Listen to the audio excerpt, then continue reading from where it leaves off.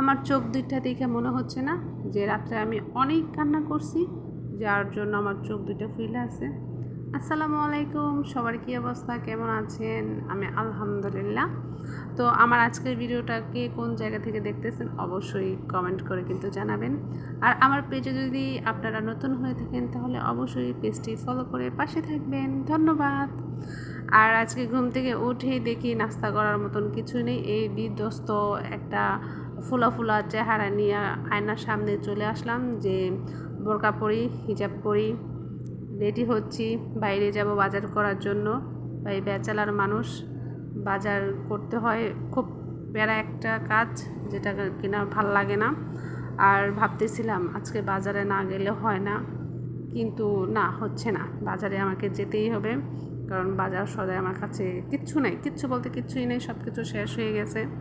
এখন যেতেই হবে বাজারে, মানে খুব ইচ্ছার বিরুদ্ধে আমি ঘুম থেকে উঠেই রেডি হয়ে নিছি, বাজার করতে যেতেই হবে।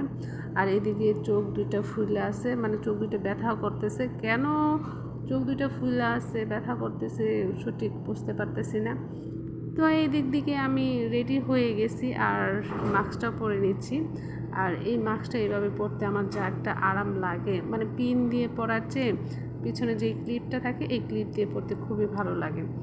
তো আমি রেডি, এখন বাজারে চলে যাব ব্যাগ ট্যাগ নিয়ে। আর বের হয়ে গেলাম। আর এখন কিন্তু মানে আবহাওয়াটা একটু ঠান্ডা ঠান্ডাই ছিল, কিন্তু বাজার করার পরের অবস্থাটা খুবই খারাপ।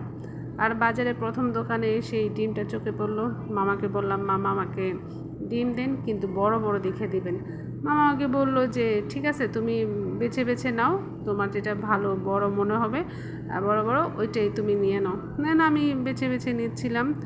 আর অন্য দোকান থেকেও কিছু টুকটাক বাজার করে তারপর বাসায় চলে যাচ্ছি। আর তখনই এত পরিমাণে রোদ উঠছে, আর রোদগুলো একদম গায়ে বিন্দা বিন্দা পড়তেছে, মানে কীরকম জানি কাটা কাটার মতন বিঁধে বিঁধে পড়তেছিল। আর মনে হচ্ছে আকাশটা পুরো ভেঙে আমার মাথায় পড়তেছিল, এত রোদ ছিল তখন। যাই হোক, কিছুই করার নেই, বাইরে যেতেই হবে আর বাজার করতেই হবে। তারপর আর কি, বাজার টাজার করার পর বাসায় চলে যাচ্ছি এই বিধ্বস্ত চেহারা নিয়ে। আর আজকের মতন আল্লাহ হাফেজ।